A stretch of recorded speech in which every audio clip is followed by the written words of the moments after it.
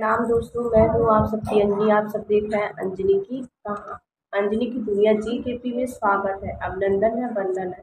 तो कैसे हैं आप सभी लोग? आशा करते हैं कि सभी लोग स्वस्थ होंगे और मस्त होंगे और हैप्पी होंगे। तो इसी के साथ आज की वीडियो होने वाली है बहुत खास। दोस्तों, आप सभी को जो हमने अभी तक कुछ बातें नहीं बताई है, वैसे आने वाली वीडियो और भी आएगी वट सावित्री के लिए।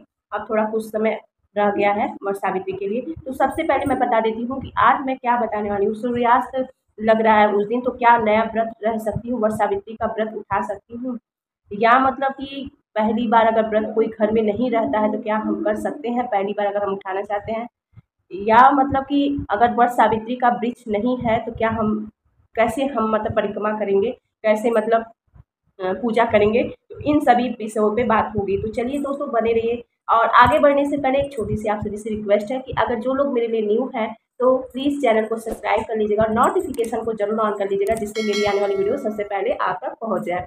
धन्यवाद। और एक लाइक कर दीजिएगा दोस्तों, एक लाइक से आप सभी का बहुत प्रेरणा मिलती है और कुछ करने का जज्बा। तो चलिए दोस्तों, एक एक करके सारी जानकारी जान लीजिए। तो सबसे पहले मैं बताना चाहती हूँ कि अमावस्या के दिन पड़ने वाली है ये व्रत 6 जून को दोस्तों। 6 जून को है और दिन है बृहस्पतिवार, गुरुवार है और बहुत ही अच्छा दिन अमावस्या पड़ रहा है। उस दिन अमावस्या रहेगा, तो आप लोगों को उस दिन व्रत रहनी है। बहुत लोग अमावस्या के दिन वट सावित्री का पूजा करती हैं और बहुत लोग क्या करती हैं, पूर्णिमा के दिन रहती हैं। तो आप लोग जैसे अधिक से अधिक लोग माताएं बहनें मतलब अमावस्या के दिन ही इस व्रत को करती हैं और बहुत लोग पूर्णिमा के दिन। तो आप लोग देख लीजिएगा कि आप लोग कब व्रत करती हैं, तो उस टाइम आप लोग कर लीजिएगा, ठीक है। ये बात क्लियर हो गया। 6 तारीख को है। और अब चलते हैं दोस्तों, और कुछ बातें हमने बता चुकी हूँ, क्योंकि अगर मैं बताऊंगी बार बार तो फिर मैं जो बात करने आई हूँ तो वीडियो लंबी हो जाएगी और वो बातें नहीं हो पाएगी। तो आप लोग जाके पीछे, या मतलब इसमें मैं दे दूंगी या आई बटन में दे दूंगी, तो आप लोग जाके चेकआउट कर लीजिएगा। पीछे जाके देखिएगा, 2 वीडियो मैं बना चुकी हूँ, तो उसमें भी बहुत सारी बातें बता चुकी हूँ।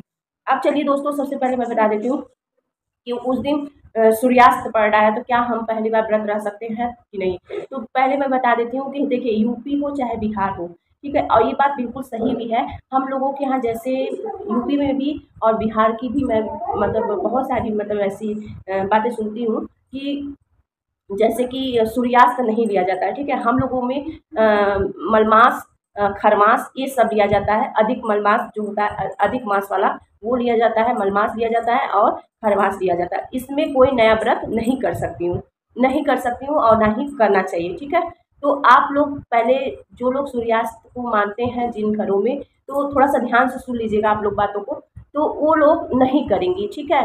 अगर आपके बड़े कह रहे हैं या आपके घर में माना जाता है सूर्यास्त को, तो आप लोग बिल्कुल मानिएगा, ठीक है। उस चीज़ को मतलब मत करिएगा, व्रत न उठाइएगा वट सावित्री का, ठीक है। और हम लोगों में मतलब यूपी और बिहार में सूर्यास्त का कोई मतलब मतभेद नहीं है। हम लोगों क्या खरमास और मलमास को लेके चला जाता है। हिंदू अपने घर का देख लीजिएगा, आप अपने घर का रीति रिवाज देख लीजिएगा। अगर आपके घर में नहीं व्रत उठाया जाता तो मत उठाइएगा, ठीक है। ये बात क्लियर हो गया। अब चलिए दोस्तों, अगर वट वृक्ष का अगर आसपास में वृक्ष नहीं मिल रहा है तो क्या करें। तो देखिए दोस्तों, कहीं अगर आप लोगों को मिल जाता है तो उसका जो मतलब डंडी होती है उसको तोड़ लीजिएगा, पर व्रत के दिन नहीं। देखिए, जिस दिन व्रत रहा जाता है, अगर आप लोग हिंदू हैं, व्रत त्यौहार करती हैं, मानती हैं पूजा पाठ, तो देखिए दोस्तों, हमारा हिंदू हिंदू मतलब हिंदू का मानना है और हिंदू का पूजा पाठ का दायित्व तो पहले यही होता है दोस्तों कि मतलब हर चीज़ को मानना, ठीक है। सबसे पहले मानने की बात होती है, तो सबसे पहले अपने आप को हर जो सही है वही कार्य किया जाए,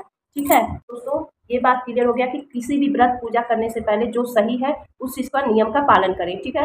एक दिन पहले ही आप लोगों को टहनिया मिल जाए अगर वट वृक्ष का, तो एक दिन पहले जिस दिन व्रत रहेंगी 6 तारीख को, तो आप लोग को 6 को न तोड़ के 5 को ही मतलब मंगवा लेनी है, ठीक है। उसका टहनी होता है जो, अगर घर पे करेंगी तो किसी गमले में या किसी बाल्टी में, कोई किसी भी चीज़ में लगा के आप लोग घर पे पूजा कर सकती हैं, ठीक है। ये बात क्लियर हो गया। और उस दिन आप लोग को व्रत के दिन तोड़ के नहीं मंगवाना है, ठीक है। एक दिन पहले ही मंगवानी है, क्योंकि जिस दिन व्रत लिया जाता है उस दिन कोई भी काम ऐसा न किया जाए कि जिससे आपकी व्रत खंडित हो, ठीक है। तो इस सभी चीज़ों को, छोटी छोटी बातों को थोड़ा सा ध्यान से सुन लीजिएगा आप लोग, ठीक है। ये भी बात क्लियर हो गया। अब आप लोग सोच रही होंगे कि एक दिन पहले अगर इतनी गर्मी में सूख जाएगा तो क्या करिएगा। आप लोग लाइएगा और उसको एक बाल्टी में रख के जल भर दीजिएगा उसमें।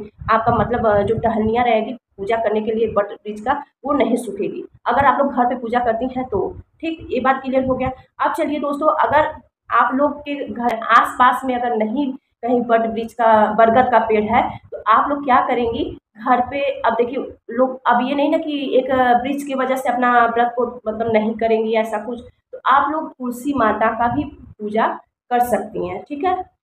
जैसे बहुत सारी माताएं बहनें देखिए शहर में रहती हैं, सिटी में रहती हैं, तो कुल सभी जगह मिलना, जिनको मिल जाए तो बहुत खुशी की बात है, नहीं मिलेगा तो आप लोग परेशान मत होइएगा। तुलसी माता को भी वट वृक्ष कहते हैं ना, कि मन से दिल से अगर आप लोग पूजा करती हैं, किसी भी चीज़ को आप लोग मानती हैं, तो भगवान उसका जरूर सुनते हैं और जरूर उस पूजा को स्वीकार करते हैं। तो सबसे पहले आपका दिल और मन स्वस्थ स्वस्थ और साफ होना चाहिए, ठीक है। ये बात क्लियर हो गया। तो ये ये भी आप लोगों को बात क्लियर हो गया। अब चलिए दोस्तों, आप लोग को बता दें कि देखिए अमावस्या के दिन आप लोग कोई भी देखिए हम लोगों के घर में अमावस्या के दिन कोई भी मतलब नया मतलब कोई भी सामान वस्तु हम लोग को नया नहीं पहना जाता है, क्योंकि उस दिन पितृ देवता का भी वो रहता है, अमावस्या को हर दिन माना जाता है, तो उस दिन पितृ लोगों का पूजा होता है। तो आप लोग देख लीजिएगा, उसके पहले भी मैंने बता चुकी हूँ कि कोई नया चीज़ नहीं इस्तेमाल करना है, पर आप लोग देख लीजिएगा, अगर होता है तो ठीक है, अगर नहीं होता है तो आप लोग उस जितना पुराना चीज़ों से किया जाता है उतना ही ठीक रहता है, ठीक है। आप अपने घर का नियम देख लीजिएगा, अपने बड़ों से भी ज़रूर हर अगर आप लोग पहली बार व्रत रह रही हैं। अब एक बात ये भी बता देती हूँ दोस्तों, अब आप कोई भी व्रत या पूजा करिए तो अपने घर में जितने भी बड़े हैं उनसे सलाह लेकर तभी आप लोग पूजा पाठ को आगे कंटिन्यू किया करिए, ठीक है।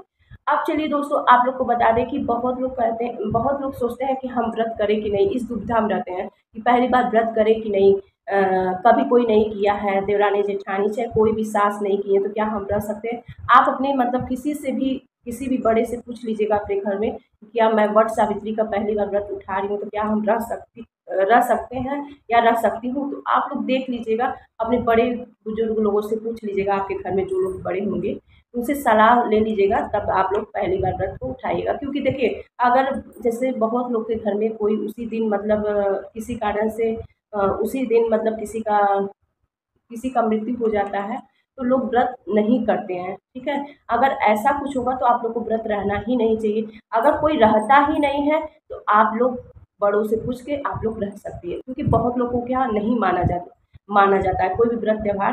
कहते हैं कि कोई उस दिन अगर किसी का मृत्यु हो जाता है तो वो व्रत नहीं किया जाता है। तो आप लोग अपने घर में देख लीजिएगा, अगर कोई नहीं ऐसा, और जिस दिन वो व्रत तब स्टार्ट किया जाता है जब आपके घर में कोई नया मतलब जन्म लेता है, तब उस व्रत को आप लोग उठा सकती हैं, तब उस व्रत को उठाया जाता है। हमारे घर का जो प्रचलन है, जो हमारे घर का रीति रिवाज है, वो मैं आपको बता रही हूँ। तो आप लोग देख लीजिएगा कि आप, क्योंकि दोस्तों ये सब व्रत कोई ऐसा वैसा नहीं है, क्योंकि ये अपने पति की लंबी आयु दीर्घायु के लिए रहा जाता है। तो ये सब व्रत थोड़ा सा अपने पति की लंबी आयु के लिए, अपने पति के लिए रहा जाता है। तो आप लोग थोड़ा सा ध्यानपूर्वक रहिएगा और अपने घर में लोगों से पूछ लीजिएगा अच्छे से, तब पूजा करिएगा, ठीक है। मैं किसी को डरा नहीं रही हूँ, बस अपनी जो सही बातें हैं वो मैं रख रही हूँ, ठीक है। मैं किसी को नहीं डरा रही हूँ, क्योंकि मैं क्यों डराऊंगी, पर जो सही बातें हैं वही मैं बता रही हूँ। और भगवान करें, धरित्री माता से तो यही प्रार्थना है कि सभी जो लोग व्रत रहते हैं, जो लोग नहीं व्रत रहते, उन सभी लोगों की पति की लंबी आयु हो, दीर्घायु हो, क्योंकि हमारी तो यही कामना है। तो चलिए दोस्तों, अब आगे चलते हैं, आप लोग को बता देते हैं कि वहाँ पे जब पूजा पाठ कर लेंगे, और जैसे बहुत लोग देखिए व्रत का बात है तो बहुत लोग भोजन कर लेती हैं, बहुत लोग व्रत रहती हैं, फल फलाहार पे रहती हैं, बहुत लोग मीठा भोजन करती हैं, बहुत लोग सारे भोजन करती हैं, ठीक है।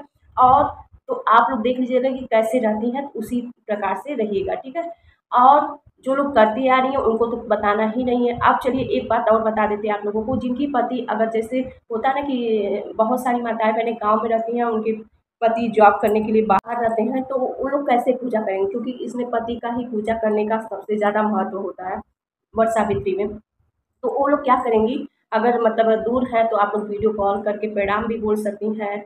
और जो मतलब आप रोली वहाँ से रखेंगी, रोली सिंदूर जो भी है कुछ मतलब पति को टीका लगा के पैर धुल के उनको बेना, मतलब पंखा जो होता है लकड़ी का या प्लास्टिक का, अगर लकड़ी का मिल जाता है तो और अच्छी बात है। अगर नहीं मिल पाता है तो आप लोग क्या करिएगा, प्लास्टिक का भी ले सकती हैं, अगर नहीं किसी वजह से मिल पा रहा है तो पेपर का भी बना सकती है। जिनको पंखा नहीं मिल रहा है उनके लिए मैं बता रही हूँ, और जिनको मिल जा रहा है तो बहुत खुशी की बात है, ठीक है। ये भी बात क्लियर हो गई। और सिंदूर की, और आप लोग, हाँ, हर बात में मैं मतलब रह जाता है ये बात, तो आप लोगों को बता दें दोस्तों कि जो आपका चादर है, शादी का चादर, जो लोग माताएँ बहनें रहती हैं, वो चादर ज़रूर, जो विदाई का चादर है, अगर आपके पास है तो वो ज़रूर आप लोग पूजा के समय सर पे ज़रूर डाल लीजिएगा। वो क्योंकि सुहाग का रहता है और ज़रूर हर पूजा पाठ में आप लोग उस चादर का इस्तेमाल किया करिए, ठीक है? ये ऐसे रहेगा तो ऐसे रखा रह जाएगा, तो ऐसे इस्तेमाल करेंगी तो आपका वो अपना इस्तेमाल भी होता रहेगा और वो चीज़ मतलब खराब भी नहीं होगा। तो आप लोग उस दिन, जिस दिन वट सावित्री रहेगा, तीज हुआ, उस दिन आप लोग इस्तेमाल कर लिया करिए। तो आप लोग अपने विदाई वाला चादर अगर है तो ज़रूर मतलब ले लीजिएगा और ओढ़ के तब पूजा करिएगा, ठीक है? ये भी बात क्लियर हो गया। अगर आप लोगों के यहाँ सिंदूर दोस्तों लेके जाया जाता है बर के वृक्ष के नीचे, तो आप लोग लेके जाइएगा। अगर नहीं है किसी वजह से आपके पास, तो आप लोग एक पैकेट खरीद लीजिएगा सिंदूर का, और आप लोग उसको पूजा पाठ करके जितना सिंदूर बचेगा अपने सिंगरोटा में जब आप अपने पास रखेगा, जब रहेगा तो उसमें डाल दीजिएगा और वही सिंदूर दानी से ही आपको सिंदूर लगानी है, ठीक है? इस बात का भी ध्यान रखिएगा। अगर है तो अच्छी बात है, अगर नहीं किसी वजह से दूर है या आपके पास में नहीं है तो उस इसलिए मैं बता दे रही हूँ कि अगर नहीं है तो परेशान होने की ज़रूरत नहीं है। एक पैकेट नया ले लीजिएगा, उसी में से लगा के फिर उसको जब जाइएगा आपके पास जहाँ सिंगोटा रखी हैं, अगर गाँव पे रखी हैं, अगर बाहर रहती हैं शहर में अपने पति के साथ, तो कोई बात नहीं, जब जाइएगा तो उसमें डाल दीजिएगा। वो अपना हर त्योहार में लगाया करिए, ठीक है? एक बात बता दें कि देखिए, बड़ों को जितना भी मतलब जितने बड़े हैं सभी का पैर छू लीजिएगा, तब इसके बाद अपना व्रत को खोलिएगा, ठीक है? उस दिन रुई का इस्तेमाल नहीं किया जाता है। वैसे कहा जाता है कि रुई के बिस्तर पे सोते भी नहीं हैं, पर ज़्यादा मतलब ताम-झाम मतलब करने की ज़रूरत है। देखिए, 11 फेरी दे सकती हैं, परिक्रमा कर सकती हैं, या फेरी भी मतलब फेरी परिक्रमा सब एक ही होता है, तो आप लोग देख लीजिएगा क्या करती हैं। तो 11, 21, 51, 108 जितना आप लोगों को श्रद्धा हो, जितना आपको शक्ति हो, उतने भक्ति कर लीजिएगा, फेरी दे दीजिएगा, ठीक है? वट वृक्ष का काला चना से करना रहता है, तो काला चना भिगो लीजिएगा, एक दिन पहले ही सारी सामग्री को इकट्ठा कर लीजिएगा जिससे आपको आसानी रहे। तो आशा करती हूँ कि आप सभी को हर वीडियो आशा करती हूँ कि सारी बातें आप सबको समझ में आ गई होगी। मिलती हूँ एक नई वीडियो में, तब तक के लिए प्रणाम। हर हर महादेव।